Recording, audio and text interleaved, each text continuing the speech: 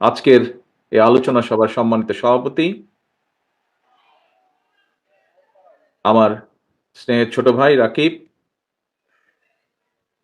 মঞ্চে উপস্থিত বাংলাদেশ জাতীয়তাবাদী দলের সম্মানিত মহাসচিব জনাব মির্জা ফখরুল ইসলাম আলমগীর, উপস্থিত সম্মানিত নেতৃবৃন্দ, ছাত্র নেতৃবৃন্দ এবং আমার সামনে উপস্থিত ছাত্রদলের ভাই ও বোনেরা, আসসালামু আলাইকুম। আমার বক্তব্যের প্রথমেই আমি আজকে শ্রদ্ধার সঙ্গে সম্মানের সঙ্গে প্রথমে স্মরণ করতে চাই জুলাই আগস্ট মাসের যে গণ অভ্যুত্থান, সেই অভ্যুত্থানে ছাত্র দলের প্রথম শহীদ ওয়াসিম আকরামকে এবং ওয়াসিম আকরাম সহ যে ১৪৩ জন ছাত্র দলের কর্মী শহীদ হয়েছেন তাদেরকে স্মরণ করতে চাই।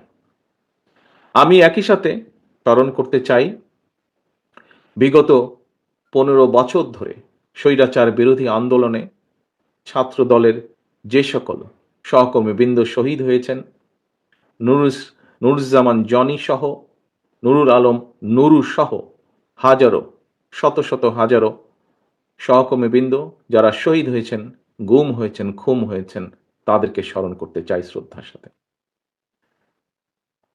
প্রিয় সহকর্মীবৃন্দ, দেশ এবং জনগণের কাঁধে চেপে বসা এক ফ্যাসিস্ট মাফিয়ার অপমানজনক পলায়নের মধ্য দিয়ে পার হলো ঐতিহাসিক ২০২৪ সাল।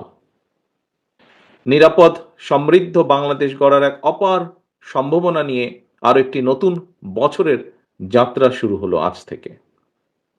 নতুন বছরের শুরুতেই দেশের বীর ছাত্র জনতাকে জানাই ইংরেজি নববর্ষের শুভেচ্ছা। একই সঙ্গে আমি সারা দেশে বাংলাদেশ জাতীয়তাবাদী ছাত্র দলের সর্বস্তরের নেতা কর্মী, শুভাকাঙ্ক্ষী সমর্থকদের জানাই সংগঠনের ৪৬তম প্রতিষ্ঠা বার্ষিকীর শুভেচ্ছা ও অভিনন্দন। ছাত্রদলের প্রতিষ্ঠা বার্ষিকীর এই শুভ লগ্নে